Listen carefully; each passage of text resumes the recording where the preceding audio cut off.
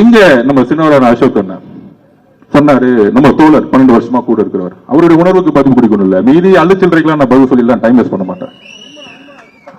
அப்புறம் அசோக் அண்ணன் நம்ம கூட 12 வருஷமா இருக்கிறவர், நான் அவரை பத்தி சொல்லணும். 40 வருஷம் மரியாதைக்குரிய ரஜினி சார் அவர்கள் கூட இருந்தவர், நம்முடைய அன்புக்குரியவர் அவர். அதுல எந்த விதமான கருத்து வேறுபாடும் கிடையாது, எனக்கும் கருத்து வேறுபாடு கிடையாது.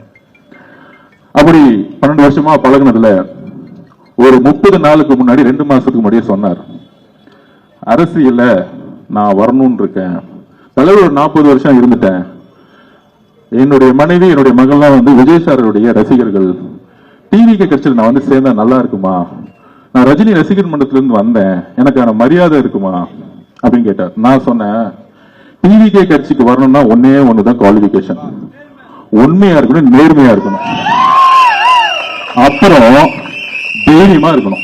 இந்த 3 குவாலிபிகேஷன் தான், வேற ஒண்ணுமே கிடையாது. உங்க அப்பா மினிஸ்டரா, எம்எல்ஏவா, பணக்காரனா, கோடீஸ்வரனா, எந்த குவாலிபிகேஷனும் அண்ணன் கிடையாது. இன்னைக்கு 234 வேட்பாளர்களை அண்ணன் உருவாக்குனாரு. அதுல பாதிக்கு மேற்பட்ட அல்ல, 3/4 வேட்பாளர்கள் ஒரு ஆட்டோ ஓட்டுநர், ஒரு மீனவர், ஒரு விவசாயி, கையில 10 லட்சம் கூட கிடையாது. ஆனால் அண்ணன் தேர்ந்தெடுக்கக்கூடிய வேட்பாளர்கள் யார் தெரியுமா? மக்களிடம் உண்மையாக நேர்மையாக ஒரு எம்எல்ஏ, அடுத்த 5 வருஷம் மக்களை நேர்மையாக பார்க்கக்கூடிய ஒரு எம்எல்ஏ உருவாக்கிட்டு இருக்காரு.